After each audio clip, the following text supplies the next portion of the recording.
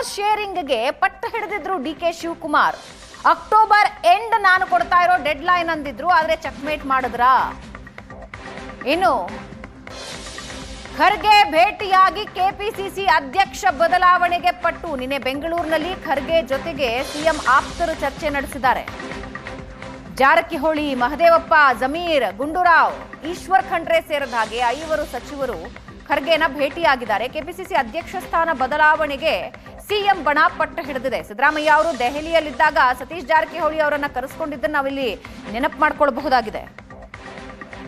ಈಶ್ವರ್ ಖಂಡ್ರೆ ಸೇರಿ 5 ಜನ ಸಚಿವರು ಖರ್ಗೆರನ್ನ ಭೇಟಿಯಾಗಿದ್ದಾರೆ. ಮತ್ತೊಂದು ಕಡೆ ಸಿದ್ದರಾಮಯ್ಯ ಅವರ ಹೇಳಿಕೆ ಹೊರಬರ್ತಾ ಇದ್ದ ಹಾಗೆ ಚರ್ಚೆಗಳು ಜೋರಾಗಿವೆ. ಕೆಪಿಸಿಸಿ ಅಧ್ಯಕ್ಷ ಸ್ಥಾನ ಬದಲಾವಣೆಗೆ ಸಿದ್ದರಾಮಯ್ಯ ಬಣ ಹಿಂದಿನಿಂದಲೂ ಪ್ರೆಷರ್ ಹಾಕ್ತಾ ಇತ್ತು, ಒತ್ತಡ ಹಾಕ್ತಾ ಇತ್ತು. ಆದರೆ ಡಿಕೆ ಶಿವಕುಮಾರ್ ಅವರ ನಿಲುವು ಸ್ಪಷ್ಟವಾಗಿತ್ತು. ಸಿಎಂ ಕುರ್ಚಿ ಬಿಟ್ಕೊಡಿ, ಕೆಪಿಸಿಸಿ ಅಧ್ಯಕ್ಷ ಸ್ಥಾನ ತೆಗೆದುಕೊಳ್ಳಿ. ಸಿದ್ದರಾಮಯ್ಯ ಬಣ ಈಗ ಕೆಪಿಸಿಸಿ ಅಧ್ಯಕ್ಷ ಸ್ಥಾನ ಬದಲಾವಣೆ ಮಾಡಿ ಅಂತ ಒತ್ತಡ ಹಾಕ್ತಾ ಇದೆ. ಅದರ ಜೊತೆಗೆ ಸಿದ್ದರಾಮಯ್ಯ ಅವರು ನಾನೇ 5 ವರ್ಷ ಸಿಎಂ ಅಂತಿದ್ದಾರೆ. ಎಲ್ಲ ಕಡೆಯಿಂದ ಡಿಕೆ ಶಿವಕುಮಾರ್ ಅವರ ಮೇಲೆ ಒತ್ತಡ ಹಾಕುವ ಪ್ರಯತ್ನವಾ? ಕೆಪಿಸಿಸಿ ಬದಲಾವಣೆಗೆ ಏನು ಕಾರಣಗಳನ್ನು ಕೊಡ್ತಾ ಇದ್ದಾರೆ? ಡಿಸಿಎಂ ಡಿಕೆ ಶಿವಕುಮಾರ್ 3 ವರ್ಷ ಹುದ್ದೆಯಲ್ಲಿದ್ದಾರೆ. ಡಿಕೆಶಿ ಬಳಿ ಕೆಪಿಸಿಸಿ ಅಧ್ಯಕ್ಷ, ಡಿಸಿಎಂ ಪ್ರಮುಖ ಖಾತೆ ಇದೆ. 1 ಮ್ಯಾನ್ 1 ಪೋಸ್ಟ್ ಪಾಲಿಸಿಗೆ ಅರ್ಥ ಏನಿದೆ ಹೇಳಿ ಅಂತ ಕೇಳ್ತಾ ಇದ್ದಾರೆ. ಪಕ್ಷ ಸಂಘಟನೆಯನ್ನ ಡಿಕೆಶಿ ಸರಿಯಾಗಿ ಮಾಡ್ತಿಲ್ಲ.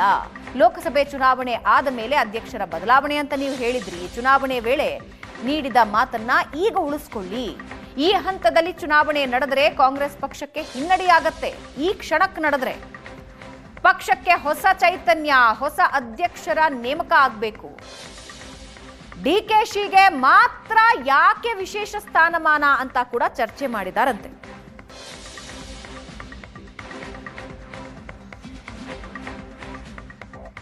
ರೈಟ್, ಇದ್ರ ಬಗ್ಗೆ ಇನ್ನಷ್ಟು ಡೀಟೇಲ್ಸ್ ಹಂಚ್ಕೊಳ್ಳೋದಕ್ಕೆ ಪ್ರಶಾಂತ್ ನಾತು ಮತ್ತೊಂದ್ಸಲ ಸಂಪರ್ಕದಲ್ಲಿದ್ದಾರೆ. ಪ್ರಶಾಂತ್, ಒಂದು ಕಡೆ ಸಿದ್ದರಾಮಯ್ಯ ಅವರ ಹೇಳಿಕೆ ನಾನೇ 5 ವರ್ಷ ಸಿಎಂ ಆಗ್ತೀನಿ, ಒಪ್ಪಂದ ಏನೂ ಆಗಿಲ್ಲ ಅಂತ. ಮತ್ತೊಂದು ಕಡೆ 5 ಜನ ಸಚಿವರು ಖರ್ಗೆ ನಿವಾಸಕ್ಕೆ ಹೋಗ್ತಾರೆ. ಕೆಪಿಸಿಸಿ ಅಧ್ಯಕ್ಷ ಸ್ಥಾನ ಬದಲಾವಣೆ ಅಂದ್ರೆ ಎಲ್ಲ ಕಡೆಯಿಂದಾನು ಹೈಕಮಾಂಡ್ ಮೇಲೆ, ಸ್ಪೆಷಲಿ ಡಿಕೆ ಶಿವಕುಮಾರ್ ಮೇಲೆ ಒತ್ತಡ ಹಾಕೋದಕ್ಕೆ ರೆಡಿ ಆಗಿದ್ದಾರಾ ಸಿದ್ದರಾಮಯ್ಯ ಬಣ? ನೋಡಿ, ಕೆಪಿಸಿಸಿ ಅಧ್ಯಕ್ಷ ಸ್ಥಾನದ ಬದಲಾವಣೆ ಬಗ್ಗೆ ಕಳೆದ 6 ತಿಂಗಳಿಂದ ಚರ್ಚೆ ನಡೀತಾ ಇದೆ. ಆದರೆ ಹೈಕಮಾಂಡ್ ಸ್ಪಷ್ಟವಾಗಿ ಸಿದ್ದರಾಮಯ್ಯನವ್ರಿಗೂ ಕೂಡ ಕಳೆದ ಬಾರಿ ಹೇಳಿತ್ತು. ಆದರೆ ಸತೀಶ್ ಜಾರಕಿಹೊಳಿ, ಮಹದೇವಪ್ಪ, ಪರಮೇಶ್ವರ್ ಇವರೆಲ್ಲರೂ ಕೂಡ ಒಂದು ಒತ್ತಡವನ್ನು ಹೈಕಮಾಂಡ್ ಮೇಲೆ ಇನ್ನೂ ಕೂಡ ಹಾಕ್ತಿದ್ದಾರೆ, ಕೆಪಿಸಿಸಿ ಅಧ್ಯಕ್ಷ ಸ್ಥಾನದ ಬದಲಾವಣೆ ಮಾಡಿ. ಸಿದ್ದರಾಮಯ್ಯನವರ ಬಣದ ರಣತಂತ್ರ ಸ್ಪಷ್ಟವಾಗಿರ್ತಕ್ಕಂಥದ್ದು, ನಾಯಕತ್ವ ಬದಲಾವಣೆಯ ಚರ್ಚೆ ಅಥವಾ ಆ ಪಾಯಿಂಟ್ ಆಫ್ ಬ್ರಿಂಕ್ಗೆ ಯಾವಾಗ ಬರುತ್ತೆ ಅದಕ್ಕಿಂತ ಮುಂಚೆಯೇ ಡಿ ಕೆ ಶಿವಕುಮಾರ್ ಕಡೆಯಿಂದ ಕೆಪಿಸಿಸಿ ಅಧ್ಯಕ್ಷ ಸ್ಥಾನವನ್ನು ತೆಗೆದುಕೊಂಡ್ರೆ ಅಷ್ಟರ ಮಟ್ಟಿಗೆ ಡಿ ಕೆ ಶಿವಕುಮಾರ್ ಅವರ ಕ್ಲೇಮ್ ವೀಕ್ ಆಗುತ್ತೆ, ಶಾಸಕರ ಮೇಲಿರ್ತಕ್ಕಂಥ ಒಂದು ಒತ್ತಡ ಕಡಿಮೆ ಆಗುತ್ತೆ. ಮತ್ತು ಡಿ ಕೆ ಶಿವಕುಮಾರ್ ಯಾವ ರೀತಿ ಒಂದು ಪ್ರಬಲವಾಗಿ ಕೆಪಿಸಿಸಿ ಅಧ್ಯಕ್ಷ ಸ್ಥಾನ ಜೊತೆಗಿರೋದ್ರಿಂದ ಕಾಣ್ತಿದ್ದಾರೋ, ಬರೀ ಉಪಮುಖ್ಯಮಂತ್ರಿ ಆದರೆ ಆ ಒಂದು ಅವರ ಕ್ಲೇಮ್ ಏನಿದೆ, ಅವರ ಬಾರ್ಗೇನಿಂಗ್ ಪವರ್ ಏನಿದೆ ಅದು ಕಡಿಮೆ ಆಗುತ್ತೆ ಅನ್ನೋದು ಸಿದ್ದರಾಮಯ್ಯನವರ ಬಣದ ರಣತಂತ್ರ. ಆದರೆ ಹೈಕಮಾಂಡ್ಗೆ ಡಿ ಕೆ ಶಿವಕುಮಾರ್ ಬಹಳ ಸ್ಪಷ್ಟವಾಗಿ ಹೇಳಿದ್ದಾರೆ, ಯಾವುದೇ ಕಾರಣಕ್ಕೂ ಕೂಡ ನೀವು ನಾಯಕತ್ವ ಬದಲಾವಣೆಗೆ ಸಂಬಂಧಪಟ್ಟಂತೆ ಒಂದು ಪೂರ್ತಿಯಾಗಿರ್ತಕ್ಕಂಥ ನಿರ್ಧಾರವನ್ನು ತೆಗೆದುಕೊಳ್ಳುವವರೆಗೆ ನೀವು ಕೆಪಿಸಿಸಿ ಅಧ್ಯಕ್ಷ ಸ್ಥಾನವನ್ನು ಟಚ್ ಮಾಡಲಿಕ್ಕೆ ಬರಬೇಡಿ ಅನ್ನೋದು ಡಿ ಕೆ ಶಿವಕುಮಾರ್ ಹೈಕಮಾಂಡ್ಗೆ ಬಹಳ ಸ್ಪಷ್ಟವಾಗಿ ಹೇಳಿದ್ದಾರೆ. ಹೀಗಾಗಿ 2 ಬಣಗಳ ನಡುವೆ ಇದೊಂದು ರೀತಿಯ ನವೆಂಬರ್ನಲ್ಲಿ ಏನಾಗುತ್ತೋ ಅದು ಮುಂದಿನ ವಿಷಯ.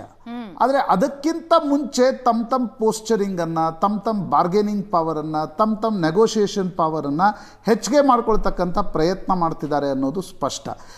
ಇಲ್ಲಿ ಹೈಕಮಾಂಡ್ ಕೂಡ ಸಂಪುಟ ಪುನಾರಚನೆಗೊಂದೇನೋ ಒಂದು ನಿರ್ಣಯ ತೆಗೆದುಕೊಂಡ್ವಿ, ಕೆಪಿಸಿಸಿ ಅಧ್ಯಕ್ಷ ಸ್ಥಾನಕ್ಕೇನೋ ಒಂದು ನಿರ್ಣಯ ತೆಗೆದುಕೊಂಡ್ವಿ, ನಾಳೆ ಮುಖ್ಯಮಂತ್ರಿ ಯಾರು ಅನ್ನೋದನ್ನು ಬೇರೆ ನಿರ್ಣಯ ತೆಗೆದುಕೊಂಡ್ವಿ, ಅವ್ರ ಜೊತೆ ಉಪಮುಖ್ಯಮಂತ್ರಿ ಇರಬೇಕಾ ಬೇಡವಾ ಅನ್ನೋದನ್ನು ಬೇರೆ ನಿರ್ಣಯ ತೆಗೆದುಕೊಂಡ್ವಿ.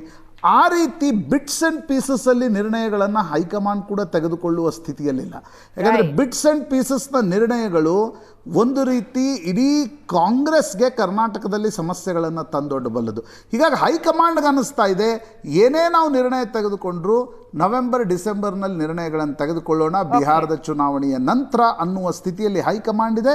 ಆದರೆ ಸಿದ್ದರಾಮಯ್ಯನವರ ಬಣ ನಿಶ್ಚಿತವಾಗಿ ನೀವು ಹೇಳಿದಂತೆ ಕಳೆದ ಒಂದು ವಾರದಲ್ಲಿ ಆ್ಯಕ್ಟಿವ್ ಆಗಿದೆ, ರಿಯಾಕ್ಟಿವ್ ಆಗಿದೆ, ಪ್ರೋಆಕ್ಟಿವ್ ಕೂಡ ಆಗಿದೆ. ರೈಟ್, ನೋಡೋಣ ಏನಾಗುತ್ತೆ ಅಂತ. ಐ ಥಿಂಕ್ ಈ 2 ತಿಂಗಳು ಬಹಳ ಇಂಟ್ರೆಸ್ಟಿಂಗ್ ಇರುತ್ತೆ ಅಂತ ಅನ್ನಿಸ್ತಾ ಇದೆ. ನಿನ್ನೆ ಸಿದ್ದರಾಮಯ್ಯ ಅವರು ಮಾತಾಡಿದ್ದಾರೆ, ಇವತ್ತು ಇನ್ನಷ್ಟು ಬೆಳವಣಿಗೆಗಳು ಖಂಡಿತ ಆಗುತ್ತೆ. ಧನ್ಯವಾದ ಪ್ರಶಾಂತ್. Thank you. ಸೊ ವೀಕ್ಷಕರೇ, ಇದರೊಂದಿಗೆ ಪೊಲಿಟಿಕಲ್ ಅಖಾಡದಲ್ಲಿ ಆಗ್ತಾ ಇರೋ ಅತಿ ದೊಡ್ಡ ಬೆಳವಣಿಗೆ ಬಗ್ಗೆ ಕಂಪ್ಲೀಟ್ ಮಾಹಿತಿ ನಾವು ನಿಮಗೆ ಕೊಟ್ವಿ.